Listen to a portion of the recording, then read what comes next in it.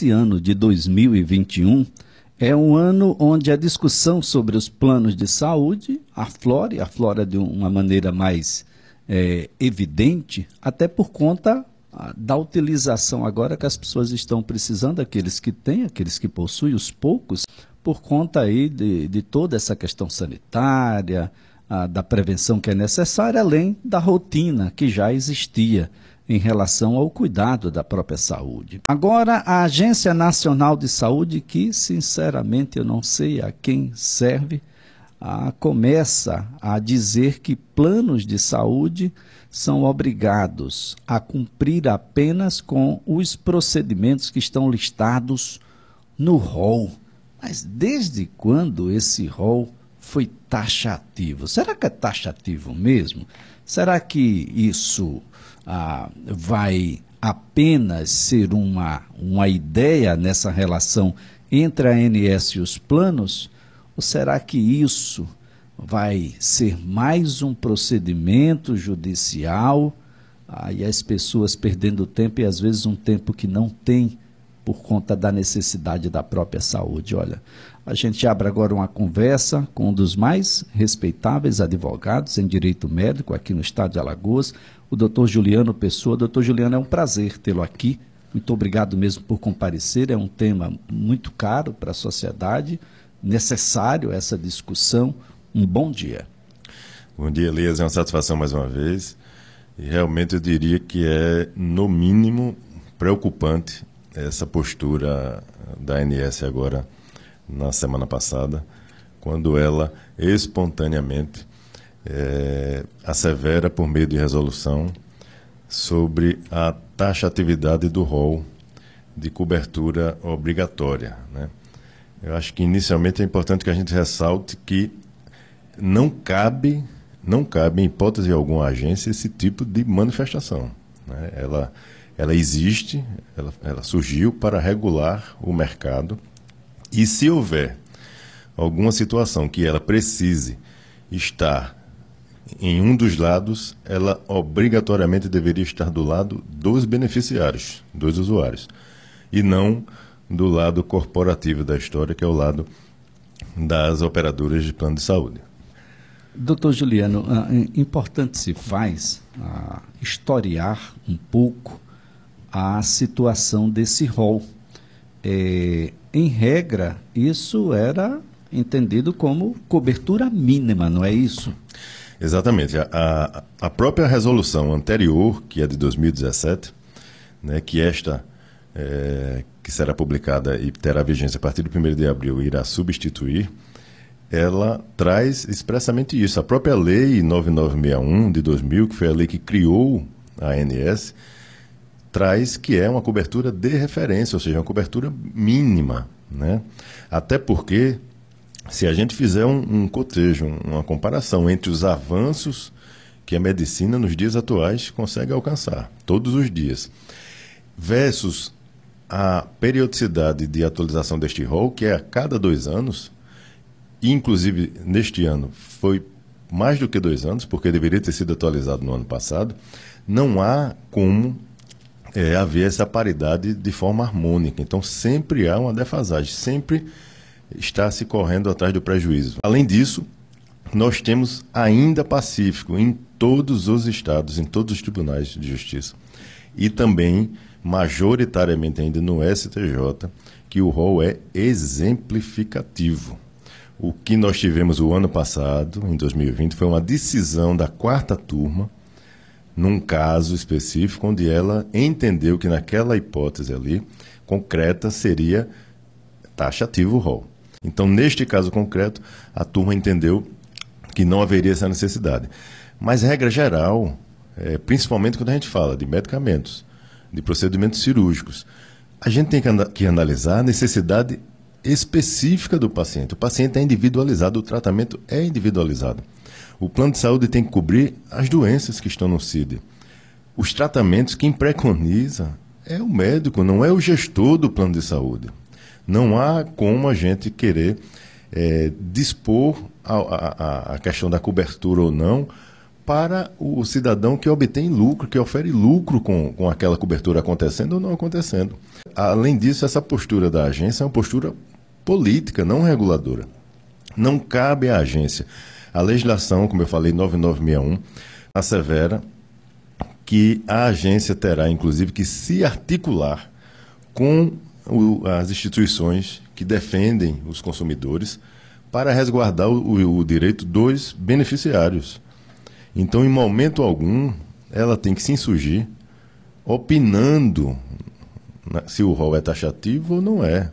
Isso ensejará, além das inúmeras demandas que nós já temos hoje, naturalmente se irá ensejar um número ainda maior de demandas que passarão a surgir, porque é óbvio que as operadoras irão, a partir do momento do dia 1º de abril, ao ter vigência essa nova resolução, é natural que as operadoras irão se utilizar desta previsão que consta lá expressamente na resolução. Atenção, magistrados que atuam na área da saúde, porque a demanda vai estourar. Muito provavelmente, doutor Juliano, pessoas que neste momento estão em tratamento poderão aí ter seu tratamento ou seu procedimento interrompido em face dessa determinação agora da Agência Nacional de Saúde, que age como se fosse o sindicato aí dos planos de saúde, que é uma coisa que ela precisa ter muito clara. A agência,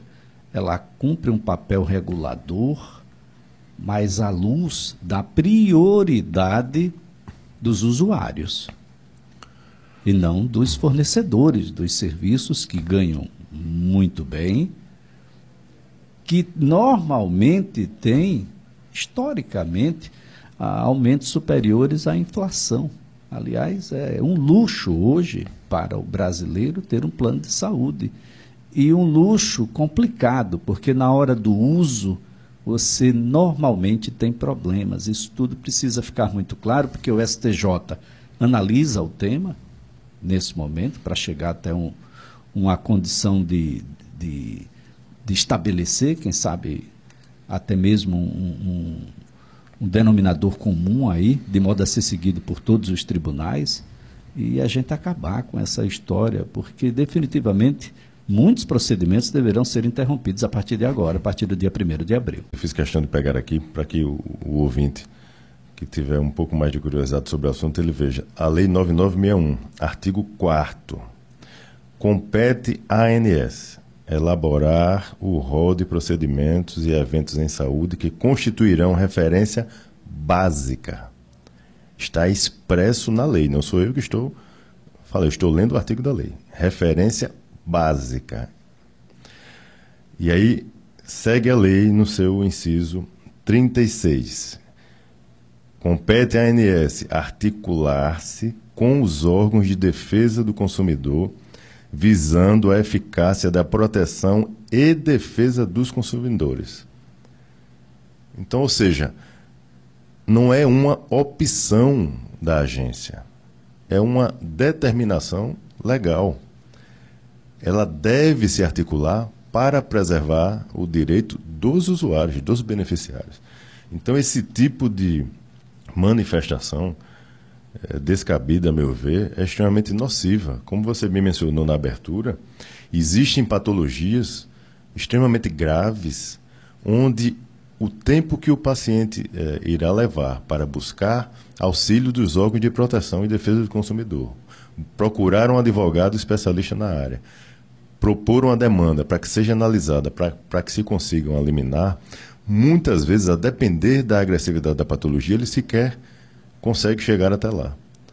Então, assim, eu diria que é desumano até a agência se posicionar desta forma, especialmente quando já existe uma discussão dentro do Superior Tribunal de Justiça. Cabe ao Poder Judiciário, é este poder que irá definir se o rol é taxativo ou é exemplificativo e como será feito isso. Caso viesse a ter essa opção de taxatividade, como isso seria adequado? Não é simplesmente dizer que é taxativo, teria que se prever como é que se daria isso. O rol permaneceria desta forma, sendo revisto a cada 2 anos? Seria satisfatório? Como é que você vai colocar a taxatividade, engessar o procedimento? E a análise disso ocorre a cada 2 anos. Né? Então, é totalmente desconforme essa forma de conduzir. Então, se isso está sendo discutido no ambiente correto, a agência não teria, em hipótese alguma, que vir espontaneamente e trazer essa manifestação, que é, como eu disse, é uma manifestação claramente política, que coloca só mais lenha nessa fogueira que já está queimando bastante. Uma manifestação política e de ofício da ANS. Bom, eu não vou achar nem estranho, sinceramente, até pela própria composição da agência e a forma como se chega até essa composição. Aliás, o Brasil tem uma forma muito estranha de se relacionar, não sei como isso tudo é possível. O CADE deveria se interessar, porque como é que eu posso ter todo o processo em uma única mão? Eu consigo ter o cliente, por meio do plano de saúde, eu posso ter o hospital e posso ter os médicos, em um só dono de tudo isso. Então, a ideia vai ser sempre economizar. Essa que é a ideia. O fato de não estar dentro do rol de procedimentos não significa que seja mais caro. Não significa que seja mais caro. E mais, pode significar ser resolutivo. O que também, um pouco mais adiante, vai se mostrar menos caro, porque na medida em que ele é resolutivo, não haverá reincidência. Eu não estou entendendo porque ou essa liberalidade vai permitir só esses casos. Foi muito pertinente essa sua observação, porque é exatamente isso que a gente enxerga muitas vezes, com inúmeros casos, na prática. Quando há essa cobertura excepcional, vamos chamar assim, muitas vezes se consegue sanar o problema do paciente. E o que está lá disponível no rol é um paliativo, em alguns casos, que naquele caso específico, individualmente analisando o paciente, não irá resolver. Então ele permanecerá precisando de cuidar dos outros. E essa conta também vai para as operadoras. Então isso de fato chama muito a atenção. Elas alegam essa questão da previsibilidade do contrato, não é? Mas a gente está tratando de uma relação especial, não é? De vidas, de saúde. Então não há como se ter essa coisa extremamente padronizada, previsível, quando se trata de saúde. Algumas demandas que surgem, algumas patologias ocasionam demandas que são totalmente imprevisíveis até para os profissionais de saúde. Eu me debrucei com um caso, por exemplo, onde uma senhora teve um câncer extremamente agressivo de pâncreas. Ela mal usou o plano de saúde durante toda a sua vida, para você ter ideia. Foi acometida por essa patologia, descobriu por acaso, num exame de rotina, e tinha uma particularidade, no caso dela, que se não houvesse uma intervenção extremamente ágil e em um centro de referência, ainda tinha esse detalhe, essa paciente sequer conseguiria sobreviver a um procedimento cirúrgico. Nós buscamos o Poder Judiciário e assim foi concedido. Ela está aí viva, bem, passando bem, já está se recuperando com seus familiares. Mas perceba, se ela não tivesse sido atendida num centro de referência que não cobriria, se a gente fosse seguir esse raciocínio do rol, essa senhora não estaria mais viva. Isso foi dito não por mim, isso foi dito por 3 profissionais especialistas por meio de laudo médico escrito, carimbado e assinado. Eu fico imaginando aqui, como é que deve se comportar o Conselho Regional de Medicina, o Conselho Federal de Medicina, quando um médico indicar determinado tratamento e o plano de saúde simplesmente negligenciar a autoridade do médico sobre o destino da terapia que deve ser aplicada a determinados casos. Exatamente, ainda tem isso. Está lá expresso no Código de Ética Médica. A gente vai perguntar à ANS ou ao plano de saúde. Bom, o que é que eu acho? O que é que vocês acham? E você tocou num ponto muito sensível. O médico não pode ter tolhido o seu direito de liberdade de escolher como é que ele conduzirá, como especialista, o tratamento do seu paciente. Eu quero ver a autonomia médica agora. Atenção, conselhos em todo o Brasil, os regionais, Conselho Federal. que não dá uma palavra sobre a Covid, e que se mantenha um silêncio meio pecaminoso, se vai se silenciar também sobre o tolhimento da autonomia médica na condução terapêutica das diversas doenças que tem por aí. Eu não sei como é que vai se comportar, mas se os médicos estiverem associados ao plano, vai ter que obedecer ao plano, né? E é isso que eu falava aqui, que a condução da administração das questões de saúde privada no Brasil é muito estranho, porque você consegue ser aquele que administra o médico, aquele que administra o paciente e aquele que administra a unidade hospitalar. E muito provavelmente deve administrar a ANS também. Então a coisa fica um pouco mais complicada. Imaginando que nada vai acontecer e dia 1º essa determinação da ANS entre em vigor. Quem precisar de algo que não esteja no rol taxativo dos planos de saúde, qual deverá ser o caminho a seguir, doutor?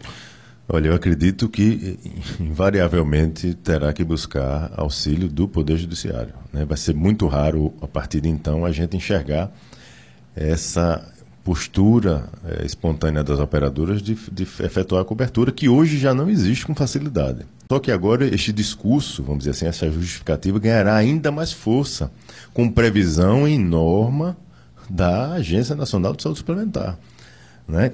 Que nunca existiu, ressalta-se. É importante que a gente resiste. Nunca houve, desde 2000, quando ela foi criada, nunca houve esse tipo de manifestação. É a primeira vez. Então ela trouxe, de fato, algo positivo com esses 69 itens que trouxeram aí da atualização do rol. Isso é muito positivo, de fato. Tem avanços interessantes. Só a título de tratamento de câncer nós temos aí 28, né, indicações de tratamento. A questão do sequenciamento genético também está aí previsto no rol. A questão do procedimento intracarteta para a troca de prótese valvar também está aí. Os pacientes tinham que recorrer obrigatoriamente ao Poder Judiciário. Então, assim, existem avanços interessantes e há de se reconhecer isso na atualização do rol. Não se questiona isso. O problema é que, junto com isto, de forma muito delicada, ela foi lá e colocou expressamente no artigo da resolução que o rol de cobertura é taxativo. Bem, a agência ultrapassa a sua capacidade, tolerância legal, invade uma área que é da justiça ou do legislativo e comete aí um erro histórico que vai ter uma repercussão extremamente avassaladora, principalmente nos períodos atuais em que nós temos agora estudos mais complexos acerca do pós-Covid, questões neurais. Conversávamos aqui sobre AVCs em pessoas de 30 anos de idade. Aliás, é exatamente nessa faixa onde não se tinha, entre 30 e 50, quando a gente está trabalhando um pouco mais as doenças que não são as doenças do físico, mas da mente, e a gente entra aí em terapias que são inovadoras, o mundo inteiro se debruçando em novidades, que pode ser solução, e quando solução não é problema, e se não é problema não é custo. Não é lógico essa situação e passa uma ideia péssima do papel que deve cumprir a ANS. Aliás, as agências, no geral, no Brasil, precisam ser rediscutidas. Afinal de contas, a quem vocês prestam contas? Com dinheiro público, com a envergadura pública, com a chancela pública, fazer coisas para o privado, muitas vezes até conduzidas pelo privado. Essas coisas todas precisam ficar muito claras, não é? Então, salve o SUS, Sistema Único de Saúde, que precisa ser revigorado, que precisa ser ampliado, com qualidade, pagando o que merecem os profissionais da saúde, pagando os procedimentos aos hospitais que, porventura, venham a se conveniar com dignidade, de modo que a gente não tenha que ficar precisando a ficar nessa situação. Doutor Juliano, é uma situação extremamente grave, as pessoas precisam começar a se precaver. Você que já tem procedimentos fora do rol, procure um advogado com urgência, para que já possa, inclusive, tentar tutelas antecipadas a essa situação. É um caminho, doutor? É interessante, eu inclusive não respondi de forma objetiva a pergunta quando você tocou nesse ponto. Eu acho que é extremamente indicado. Qualquer paciente hoje que tenha determinado procedimento que é visível que não estará no rol, ele busque ajuda antecipadamente. Por quê? Ele será instruído de como proceder, principalmente num contato inicial com a sua operadora, né, para que ele se municie dos documentos. A operadora tem dever, caso negue, de levar isto para o paciente de forma expressa, por e-mail, com um protocolo de ligação, com tudo, para que ele se resguarde e se municie de toda a documentação necessária para poder buscar o seu auxílio junto ao Poder Judiciário. Agora, não se furte a isso. As pessoas que nos ouvem não se contentem com a negativa da operadora. Busque ajuda. Tá certo, então. A nossa conversa foi com o advogado especialista em direito médico, doutor Juliano Pessoa.